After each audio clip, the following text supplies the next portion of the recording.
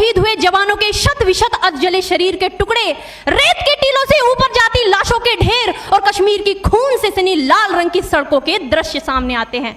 उस पर मेरे प्रतिपक्षी महोदय का कहना ये कि मानवाधिकारों की अनुपालना करते हुए देश से उग्रवाद और आतंकवाद को समाप्त किया जा सकता है। महोदय, अब तो हमारा तिरंगा झंडा भी हमसे ये पूछने लगा है कि क्या बात है भारत, आजकल फहराने से ज्यादा मैं कफन में दफनाने के क्यों काम आ रहा हूँ। लेकिन एक अखबार ने एक्सक्लूसिव खबर कर दिया है। द फ्रंटियर ने एक शानदार स्टोरी की है, एक्सक्लूसिव स्टोरी की है। इस स्टोरी में उन्होंने यह बताया है कि कोबरा के जवान राकेश मनहास को छुड़ाने के लिए बाकायदा एक आदमी, नक्सल समर्थक या नक्सली को छोड़ा गया है। इसका एक ऑडियो सबूत भी आया हुआ है।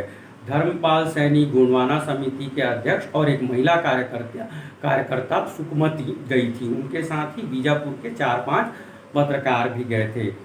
राज्य के आला पुलिस अधिकारी स्पेशल डीजी आर.के. विज साहब ने ट्वीट किया था कॉफ़ी को लेकर।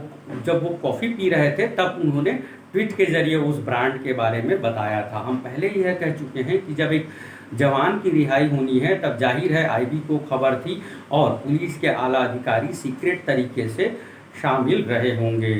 क्योंकि जब पुलिस के आला अधिकारी सीक्रेट तरीके से काम कर रहे थे, इसलिए ही राज्य के मुख्यमंत्री भूपेश बघेल कोविड-19 को लेकर समाज के प्रमुखों से बात कर रहे थे।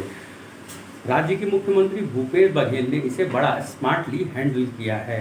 टीवी चैनल्स पर जब खबर चल रही थी कि राकेश मनहास को रिहा करवा लिया गया है, तब मुख्यमंत्री के साथ ही पुलिस के आला अधिकारियों ने सावधानी बरती और बड़ी देर बाद उन्होंने यह स्वीकार किया कि राकेश मनहास को सकुशल रिहा करवा लिया गया है। लेकिन द फ्रंटियर की रिपोर्ट कहती है कि राकेश मनहास को छुड़ाने के लिए छत्तीसगढ़ पुलिस ने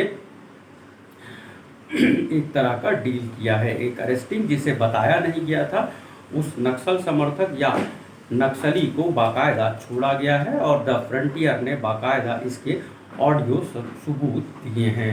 हाल के दिनों में मुख्यमंत्री भूपेश बघेल ने संपादकों और पत्रकारों से बात की है, लेकिन बहुत संभव है कि इस बारे में किसी भी पत्रकार ने कोई सवाल नहीं किया है, या हो भी यह भी सकता है कि जब फ्रंटियर ने यह एक्सक्लूसिव स्टोरी नहीं की थी तब राज्य के मुख्यमंत्री ने पत्रकारों से, संपादकों से बात की। लेकिन हम वीकली रिपोर्ट के बारे में जब उनके ट्विटर हैंडल पर नज़र जमाए हुए थे, हमने लगभग 6 दिनों तक मुख्यमंत्री भूपेश बघेल के ट्विटर को जब देखा, ये 3 दिन की खबर है जब राकेश मनहास को छुड़ा गया, तो राकेश मनहास को लेकर राज्य के मुख्यमंत्री भूपेश बघेल का ट्वीट तो है, लेकिन द फ्रंटियर के बारे में खबर पढ़े जाने तक किसी भी तरह का ट्वीट नहीं किया है राज्य के मुख्यमंत्री भूपेश बघेल की।